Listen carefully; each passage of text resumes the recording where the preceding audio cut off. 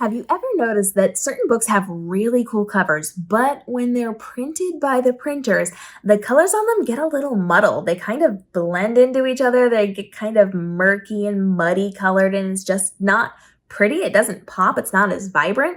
There's actually a reason for that. And so when we are creating these book covers, we have to keep in mind that darker tone colors, when printed at book printers, are going to be the quality of book printers, not professional photography printers.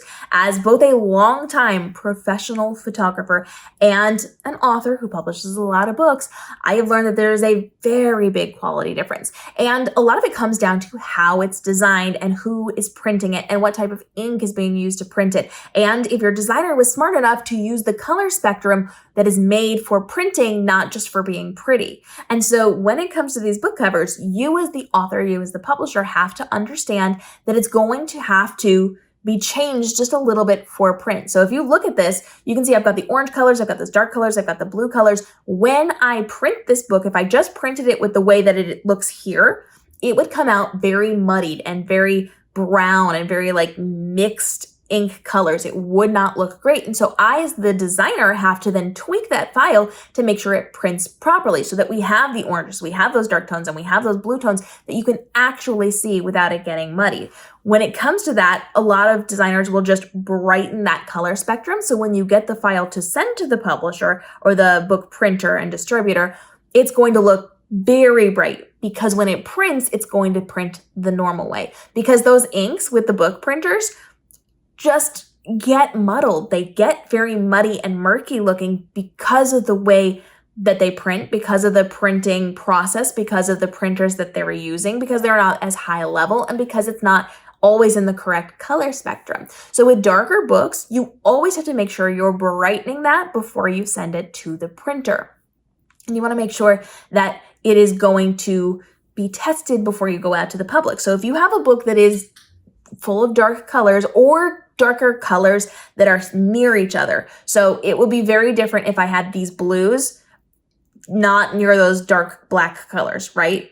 Those are going to get muddled. This is going to get muddled. If I had them individually in separate sections divided by a bright color, then it wouldn't be as bad. But you have to take into consideration that anything that's kind of near each other is going to kind of merge together, and it's going to print in a way that looks muddled. That is the word that I keep using because there is no better word to describe it. They look murky and muddled and muddy and just not great. So darker colors with book printers especially are going to kind of fade into each other and not look the best unless you have prepared to print it. So if you do have a darker book cover, get an author copy first. Check it. You may have to change your files, brighten those, and have your designer change them. Now, if you're working with a professional designer, they should know these things. They should know these things and be informing you of these things.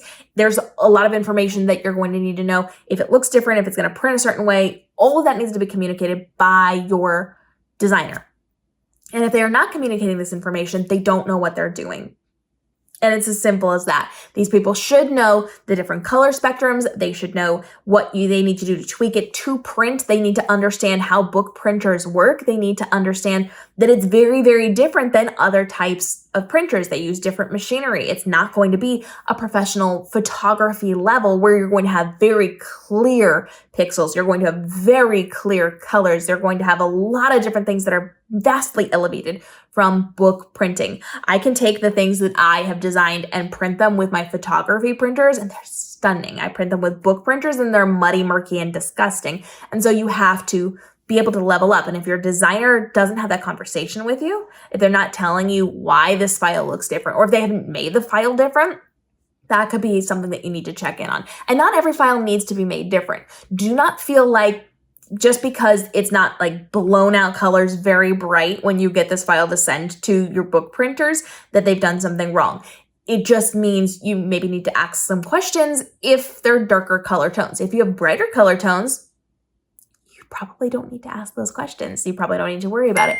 But there's a lot that goes into it, and your designer should be very aware of how these things print. They should have tested these things, not on your specific cover. Over the course of their career, they should have seen how their files then translate into those book covers and been able to adapt and tweak those to make sure that they are printing properly. If you have questions on this, now is the time to drop them. I am more than happy to help you to determine whether or not your files are going to print well or well enough. So feel free to reach out to me on that spectrum if you have questions on that, or if you want to cover from me, I do offer those at coveraday.com, so you can check that out as well. And we'll see you in our upcoming videos as we continue to help you navigate the world of publishing, from your writing to your publishing to your marketing, to make sure this is your most profitable year ever with the least amount of stress and overwhelm, because you know things like this to make a lot of those stressful situations no longer stressful situations. We'll see you in the upcoming episodes.